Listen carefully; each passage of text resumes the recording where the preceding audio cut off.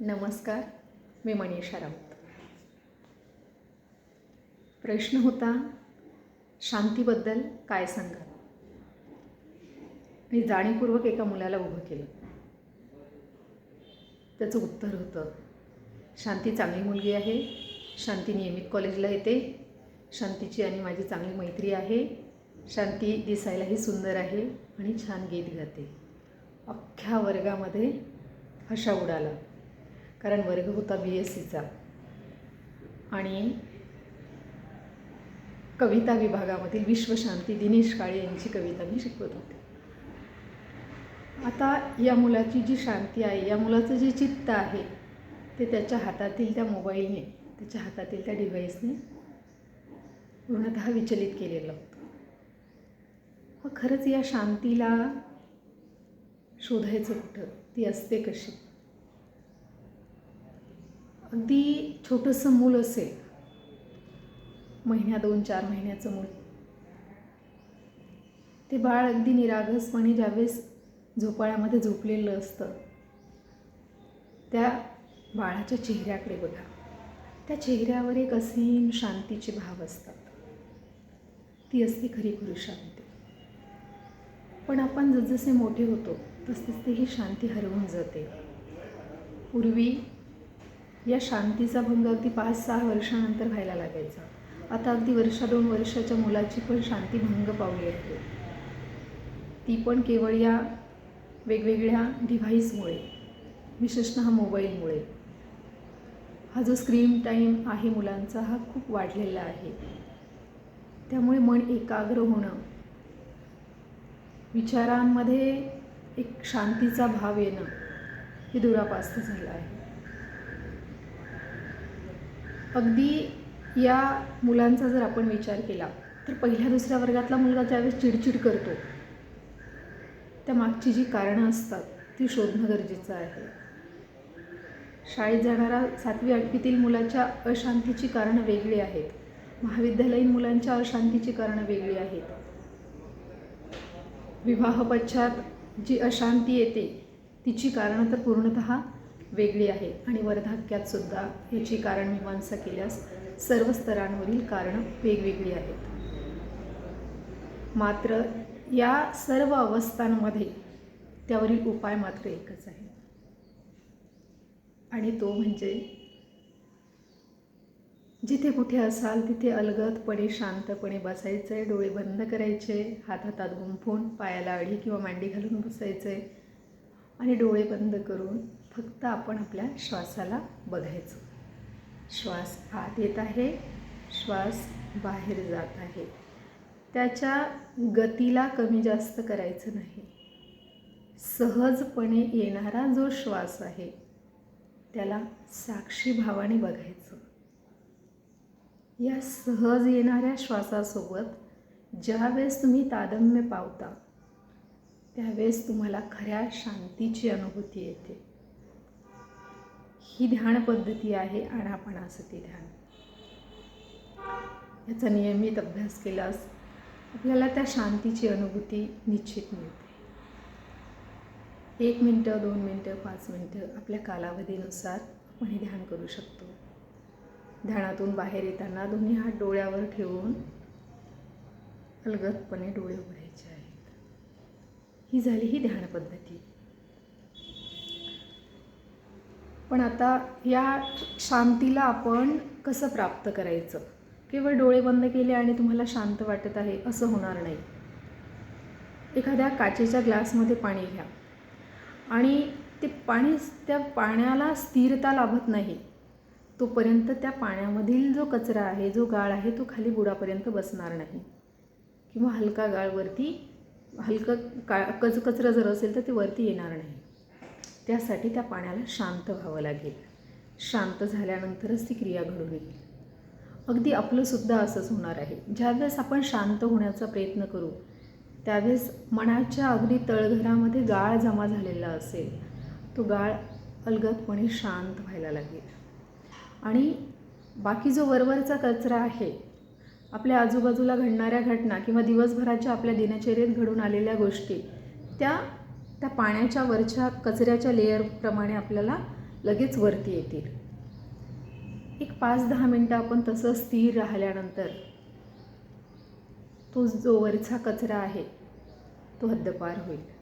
आता मात्र खालच्या अगदी तळघरामध्ये भूतकाळामध्ये साठवून ठेवलेल्या अगणिक आठवणीसुद्धा वरती यायला लागतील आणि आपल्याला ध्यानाला बसणं असह्य होईल. मग अशा वेळेस तुम्ही जर सातत्य त्यामध्ये ठेवाल, रोज त्या गाळाची थोडी थोडी जर सफाई कराल, तर एक दिवस निश्चित असं येईल की त्या ग्लासच्या तळाशी म्हणजे आपल्या मनाच्या अंतर्गाभ्यामध्ये कुठल्याच प्रकारचा मल उरणार नाही. ते अगदी स्वच्छ होईल, अगदी शुद्ध होईल. परंतु त्यासाठी ध्यानामध्ये सातत्य गरजेचं आहे. आणि ध्यान करणं म्हणजे केवळ डोळे बंद करून शांत बसणं असं सुद्धा नाही. आपण जे काही काम करत आहोत, गृहिणी असाल, तुम्ही भांडे घासत असाल, तुम्ही पोळ्या करत असाल, ऑफिसमध्ये असाल, तुमचं काही काम सुरू आहे, विद्यार्थी असाल, शालेय अभ्यास सुरू आहे, जे कुठले तुम्ही विधी करत असाल, जे कुठलं कार्य करत असाल, त्या कार्यामध्ये पूर्णतः मग्न होणं म्हणजे पण ध्यान होय. त्या कार्यामध्ये पण आपल्याला शांती मिळते, समाधीची अवस्था प्राप्त होते. संत एकनाथ महाराजांबद्दल सांगितलं जातं की ते त्यांच्या जनार्दन स्वामी या गुरुकडे गेले. त्यांना ध्यान शिकायचं होतं. गुरुनी त्यांना कामाला ठेवून घेतलं. दैनंदिन कामं सांगणं सुरू झाले. असे कितीतरी दिवस गेले. एकनाथ महाराजांना हिशोबाचं काम दिलेलं होतं. ते चोखपणे ते काम बजावत सुद्धा होते. मात्र एक दिवस हिशोबामध्ये तूट निर्माण झाली होती आणि ती त्यांच्या लक्षात येत नव्हती.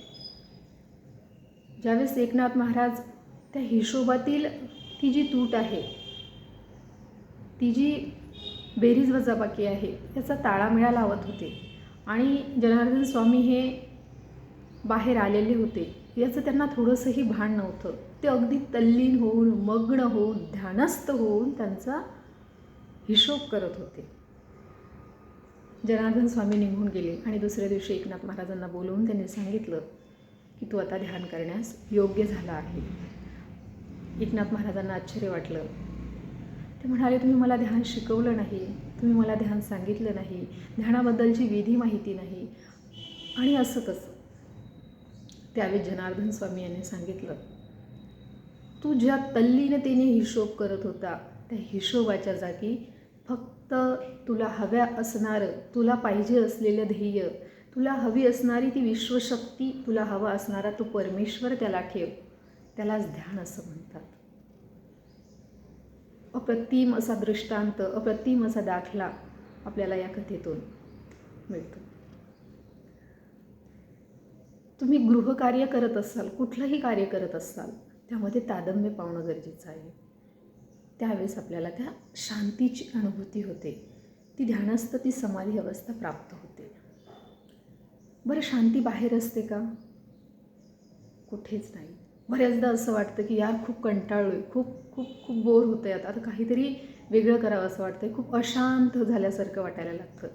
अशा वेळेस असं वाटतं छान ट्रीपला कुठेतरी जावं, शांत कुठेतरी जाऊन बसावं, कुठेतरी जंगलात जावं, अरण्यात भटकावं, एखाद्या मोठ्या गार्डनमध्ये शांतपणे बसावं, नदीच्या किनाऱ्यावर जाऊन बसावं, बीचवर जाऊन बसावं, शेतात जावं. अशा वेगवेगळ्या कल्पना मनात येतात. खरंच शांती तिथे असते का? हो, एक आहे की त्या वातावरणामध्ये ती एनर्जी असते, परंतु खरी शांती तिथे नसते. ती अगदी तुम्ही दार बंद करून जरी बसलात, अगदी घरातच स्वतःच्या, तरीसुद्धा त्या शांतीची प्राप्ती आपल्याला होऊ शकते. फक्त ती कला अवगत करण्याची गरज आहे. आपण नदी किनारी जातो, आपल्याला आजूबाजूला आवाज येत असतात. अगदी जंगलात जरी गेला तर पक्ष्यांच्या चिवचिवाटीचा आवाज असतो. समुद्रावरती जरी जाऊन बसलात, अगदी निर्मनुष्य जरी तो बीच असेल तरी पाण्याचा तिथे आवाज असतो. मग ही जी शांती आहे, ही शांती बाहेर नाही, ती आपल्या आत आहे. एक किस्सा आठवतो. जगप्रसिद्ध एक स्पर्धा आयोजित करण्यात आली होती. जगातून वेगवेगळे चित्रकार तिथे आले होते आणि त्यांना एक चित्र रेखाटायचं होतं की जे शांतीचं प्रतीक असेल. प्रत्येकाने जीवतोड प्रयत्न केला आणि शांती कशात आहे हे त्या चित्राच्या माध्यमातून दाखवण्याचा प्रयत्न केला. 99% चित्र अशी होती की हिरवं अरण्य आहे, नदीचा किनारा आहे, शांत एखाद्या झाडाखाली कोणीतरी बसलेलं आहे, संध्याकाळी चंद्र आहे, सकाळचा सूर्योदय आहे. अशा वेगवेगळ्या शांततेची ज्याला आपण प्रतीकं मानतो अशी चित्र त्या ठिकाणी रेखाटल्या गेली. मात्र एक चित्र त्यातलं वेगळं होतं आणि त्या चित्राला ते बक्षीस मिळालं. ज्यावेळेस ते चित्र स्क्रीनवरती दाखवण्यात आलं त्यावेळेस प्रचंड गोंधळ उडाला. त्या चित्राचं निवड कुठल्या आधारावर करण्यात आली हे कुणाच्याच लक्षात येत नव्हतं. आरोप प्रत्यारोप झाल्यानंतर ते चित्र मोठ्या स्क्रीनवर दाखवण्यात आलं. चित्र असं होतं की संपूर्ण चित्रामध्ये सर्वत्र हाहाकार दिसत होता. भूकंप होत आहे, आजूबाजूला जोरजोरात पाऊस होत आहे, विजांचा कडकडाट होत आहे, झाडं कोसळत आहेत, लोक इतरत्र धावपळ करत आहेत. असं संपूर्ण बाह्य आवरणामध्ये अस्ताव्यस्त झालेलं ते दृश्य होतं. मात्र त्या चित्राला काळजीपूर्वक पाहिल्यानंतर लक्षात आलं की एक व्यक्ती घराच्या खिडकीतून बाहेर बघत आहे आणि ती व्यक्ती बाहेर बघत असताना त्याच्या डोळ्यामधील जे भाव होते ते अतिशय शांत होते. ती असीम शांती होती. जे होत आहे त्याला तो साक्षी भावाने पाहू शकत होता. म्हणून ही शांती जी आहे ही बाहेर नसते. समुद्रकिनारी तुम्ही बसलेले आहात, अगदी आनंदाने शांतपणे शांत अनुभव घेत आहात. अचानक फोन वाजला आणि तुम्हाला एखादी वाईट गोष्ट किंवा वाईट घटना कळली.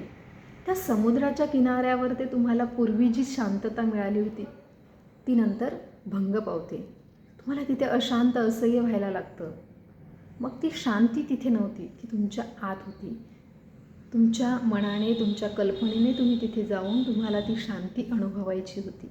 मग ही जर शांती आपल्याला अनुभवायची आहे तर ती आपण कुठेही केव्हाही आणि कधी पण अनुभवू शकतो.